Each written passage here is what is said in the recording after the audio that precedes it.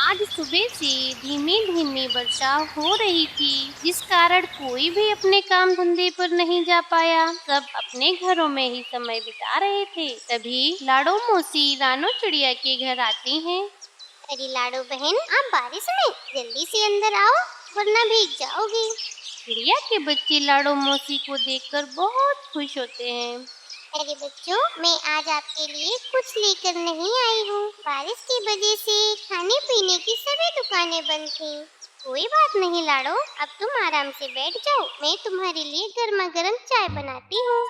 रानो चिड़िया चाय बनाने रसोई घर में जाती है, लेकिन वहाँ तो एक भी लकड़ी सूखी नहीं थी। अरे यहाँ तो एक भी लकड़ी नहीं सूखी है, ये लकड़ियाँ तो जलेंगी भी नहीं। अब मैं लाडो के लिए चाय कैसे बनाऊं? और चाय तो बनानी ही पड़ेगी। ऐसे सोचकर रानो पतीला लेकर कालू कौवे के घर जाती है। चिड़िया, आप पतीला लेकर यहाँ कुछ मांगने आई हो क्या? मैं पहले ही बता देता हूँ, कुछ नहीं मिलेगा। नहीं कालू भैया, मैं कुछ लेने नहीं आई हूँ। मैं तो आपके गैस चूल्हे पर अपनी चाय बनाने आई हूँ। मेरा सारा ईंधन गीला हो गया है और मेरे घर लाडो आई है। अरे, आपका ईंधन गीला हो गया तो हम क्या करें? भला हम अपनी गैस क्यों फूकने दें? जाओ जाओ, यहाँ से जाओ, हम तुम्हें चाय नहीं बनाने देंगे। अरे चुप कर जा कालू। कालू, ऐसे नहीं कहते, ऐसे क्यों मना कर रहे हो? जब किसी के घर रिश्तेदार आते हैं तो बिल्कुल भी नहीं। रानो बहन, आप आराम से चाय रोटी सब बना लो और अपनी बहन को आराम से बना कर खिलाओ। गोरी बहन, आपने तो मेरी सारी मुश्किलें दूर कर दी। आप सच में बहुत अच्छी हो। रानो बहन, अब चाय भी बना डालो, लाडो को भूख लगी होगी। रानो चाय का पतीला गैस पर चढ़ा देती है। कालू कौवा तो हैरान था कि गोरी आखिर चिड़िया को मना क्यों नहीं कर रहे। अरे गोरी, आज पड़ोसियों पर इतनी मेहरबान कब से होने लगी हो? अरे ओ कालू, मैं पहले ही समझा देती हूँ, रानो चाहे कुछ भी गैस पर बनाए, आपको टोकना नहीं है। परंतु गोरी, हमारा सिलेंडर तो खत्म होने वाला है, फिर हम खाना कैसे बनाएंगे? यही तो मैं चाहती हूँ, सिलेंडर चिड़िया के खाना बनाते समय खत्म हो, ताकि पूरा सिलेंडर हम चिड़िया से ही भरवा सकें। अरे वाह गोरी, मैं तो कुछ समझा ही नहीं। भला आप इतनी मेहरबान कब से होने लगी? वह दोनों पति पत्नी ऐसी बातें करके खुश हो रहे थे। चिड़िया ने भी चाय बना ली थी और बस वह पकोड़े तल ही रही थी। अभी कुछ ही पकोड़े बनाए थे कि तभी अचानक गैस बंद हो गई। कालू भैया, जरा देखना, अचानक गैस बंद क्यों हो गई? चिड़िया की आवाज सुनते ही वह दोनों खुशी से उछलने लगे हैं। ओए कालू, चल चल चल चल, देख गैस खत्म हो गई। अच्छा सा ड्रामा करना है हम दोनों ने। फिर कालू गोरी तुरंत ही चिड़िया के पास आते हैं और चीखने लगे हैं। रानो, आपने तो हमारी गैस ही खत्म कर दी। अब यह सिलेंडर आपको ही भरवाना पड़ेगा। हाँ, सिलेंडर तो चिड़िया ही भरवाएगी, फिर भी खत्म तो इसी ने किया है। नहीं गोरी बहन, मैंने आपकी सारी गैस खत्म नहीं की है, बस थोड़े से ही तो चाय पकोड़े बनाने थे। भला मैं कैसे भरवा दूं आपका सिलेंडर? देखा गोरी, यह है भलाई का जमाना, और कर लो भलाई चिड़िया के साथ। ये चिड़िया सुनो, गैस तो आपने ही भरवानी है, आखिर खत्म भी तो आपने ही की है। चाहे कुछ भी हो जाए, गैस तुम ही भरवाओगी। हे भगवान, मैं यह कैसी मुसीबत में फंस गई। इससे अच्छा तो इसके घर चाय बनाने कभी ना आती। अरे इसमें क्या, यह तो आने से पहले सोचना था। अब हमारे 20,000 रुपए निकालो, ताकि हम फिर से नया सिलेंडर भरवा सके। आखिर हमें भी तो अपना खाना बनाना है। चिड़िया बहुत दुखी मन से अपने घर आती है और अपने सारे पैसे इकट्ठा करती है। अरे ये तो सिर्फ 8,000 ही है, बाकी के 12,000 कहाँ से लाऊं? कालू गोरी तो बहुत बुरी है, 1 रुपए भी माफ नहीं करेंगे। अरे रानो, क्या हुआ? तुम जब से आई हो पैसे ही गिनते जा रही हो, सब ठीक तो है? रानो रोते हुए लाडो को सारी बात बता देती है। 1 भी रुपया नहीं देना चाहिए। मैं तो कहती हूँ यह मामला बड़े बूढ़े पक्षियों के पास जाना चाहिए। फिर जैसे ही बारिश बंद हुई है, रानो चिड़िया पक्षियों को इकट्ठा करती है और उन्हें कालू गोरी की सारी बात बता देती है। कालू गोरी, मैंने सुना है आपने एक दिन की गैस का चिड़िया से पूरा 20,000 रुपए सिलेंडर की मांग की है। हाँ, उसमें क्या, अब आप लोगों के घर में किसी के तो चूल्हा है नहीं जो इसकी कीमत पता चले। इस चिड़िया ने हमारी पूरी गैस खत्म कर दी, ऐसे तो अब देने ही होंगे। हाँ हाँ, पूछो ना इससे। जब ये घर आई थी तो गैस आंधी की तरह जल रही थी और खाना बनाते बनाते किसी ने सारी गैस खत्म कर दी है। हमें इंसाफ मिलना चाहिए और हमारे 20,000 रुपए देकर। जंगल में किसी और पक्षी के घर गैस चूल्हा नहीं था। सब कालू गोरी पर ही यकीन करते हैं और चिड़िया से पैसे देने की बात भी कहते हैं। चिड़िया, आपने ही गैस खत्म की है तो हर्जाना तो देना ही पड़ेगा। चिड़िया सभी का फैसला सुनकर बहुत दुखी होती है, परंतु फैसला स्वीकार करती है। मेरे पास अभी 8,000 है, मैं बाकी के पैसे थोड़े थोड़े करके चुका दूंगी। कोई बात नहीं, बाकी के रुपए जल्दी ही दे देना, अब हम चलते हैं। कालू गोरी खुशी खुशी वहाँ से चले जाते हैं। ऐसे ही कुछ दिन बीत जाते हैं। अचानक से कबूतर चिड़िया के घर आता है। चिड़िया बहन, मैं आपसे 2,000 रुपए उधार लेने आया हूँ। दरअसल मेरा सिलेंडर खत्म हो गया है और बारिश में काम भी बंद है, तो इस वजह से हाथ थोड़ा तंग है।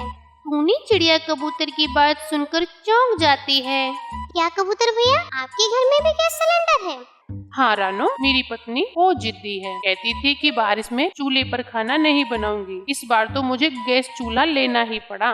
चिड़िया को कबूतर के घर गैस चूल्हा होने की खबर से थोड़ा तसल्ली मिलती है। वह सारी बातें कबूतर को बताती है। क्या कहा? कालू गोरी ने आपसे एक दिन गैस जलाने के 20,000 लिए हैं? अरे ना, मैं ये अन्याय नहीं होने दूंगा। कल तुम फिर से पंचायत जोड़ना। कबूतर की बात मानकर रानो ऐसा ही करती है। फिर अगले दिन पंचायत जोड़ लेती है और चिड़िया की तरफ से कबूतर बात करता है। कालू गोरी, आपको चिड़िया के रुपए वापस देने ही होंगे।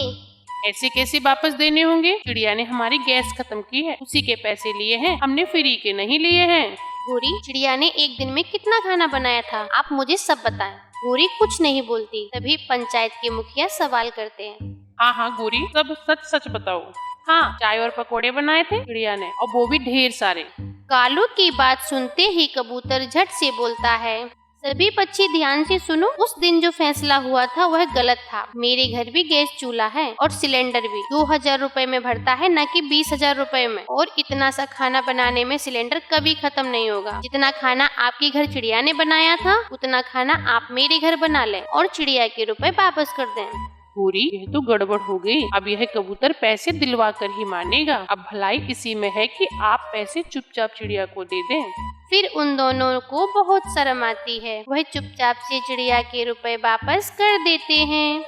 यही लो चिड़िया अपने पैसे, और आगे से कभी भी हमारे घर चाय बनाने मत आ जाना। क्यों नहीं गोरी, इतने रुपए में तो खुद का गैस चूल्हा आ जाएगा। फिर चिड़िया क्यों आपके घर चाय बनाने क्यों आएगी?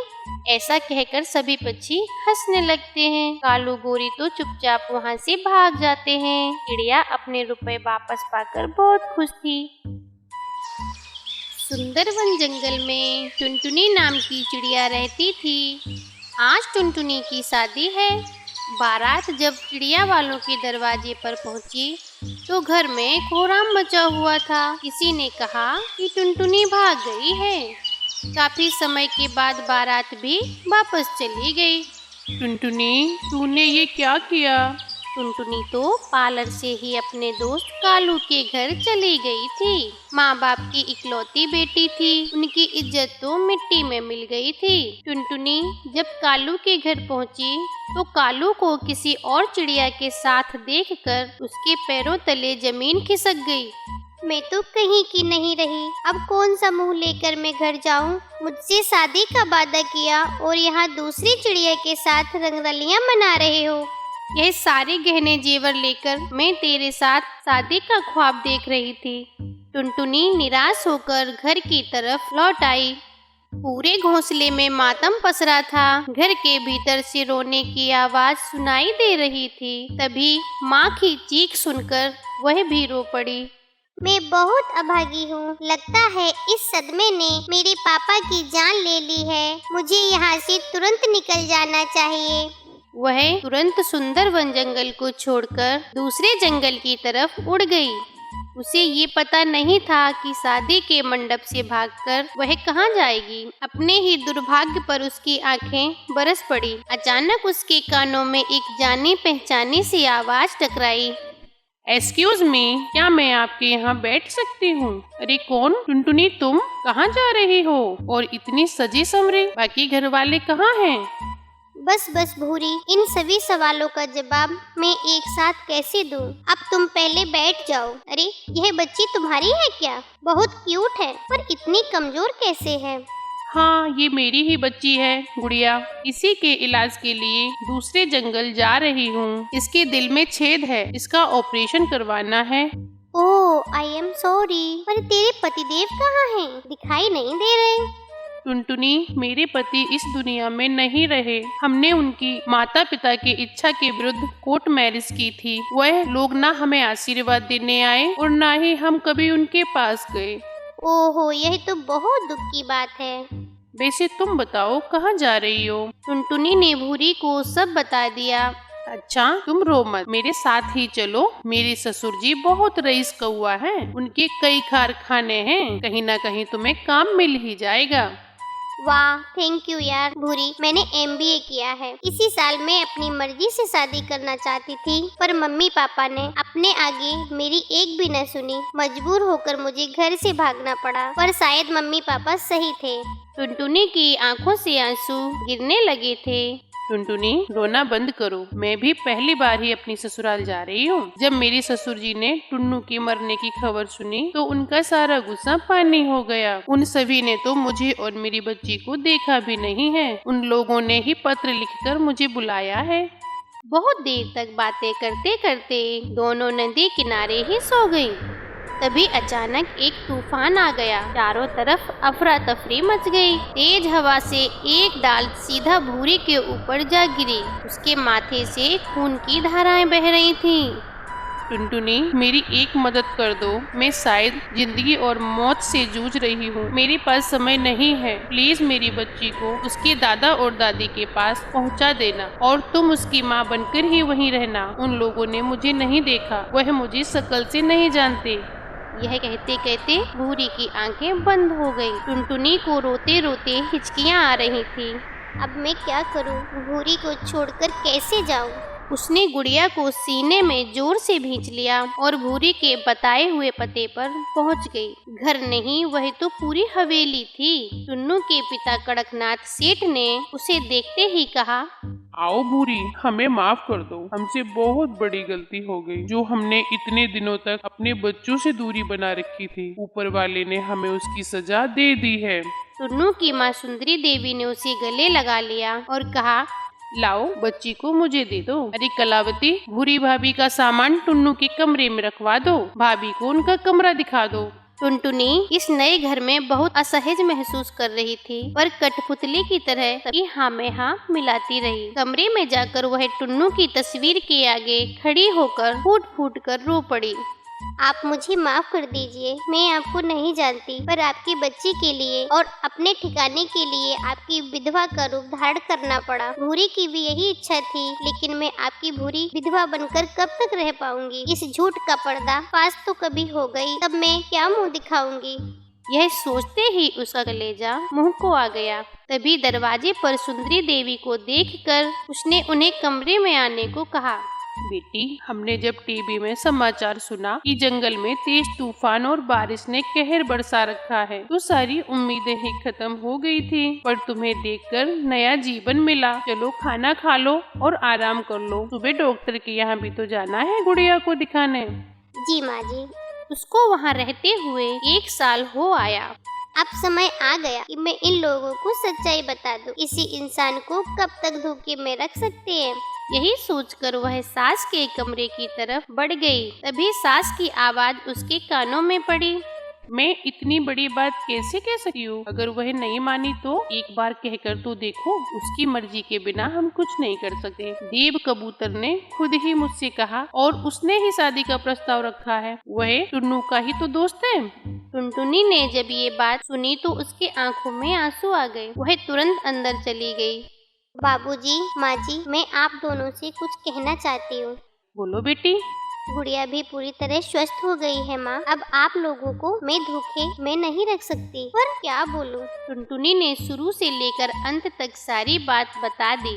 सब कुछ सुनने के बाद बेटी, यह तुम्हारा बहुत बड़ा बलिदान है। तुमने हम लोगों को ऐसे समय में सहारा दिया जब हम बिल्कुल बेसहारा हो चुके थे। एक तरफ टुन्नू की मौत और दूसरी तरफ भूरी की मौत का समाचार सुनकर शायद हम दोनों टूट ही जाते, पर तुम्हारे उस झूठ ने हमें जीवन दान दिया है। यह सच है कि इतने दिनों तक तुम हमारे घर में विधवा बहू बनकर रही, पर अब हम तुम्हारी शादी करके अपने हाथों से विदा करेंगे। टुनटुनी ने दोनों के पैर छूकर आशीर्वाद लिया। उसकी शादी देव कबूतर से हो गई। अब उसका जीवन खुशियों से भर गया था।